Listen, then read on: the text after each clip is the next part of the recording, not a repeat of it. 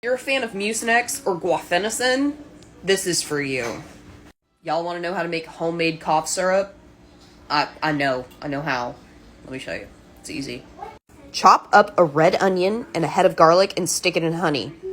And then put it in the refrigerator. Y'all see how thin this honey is?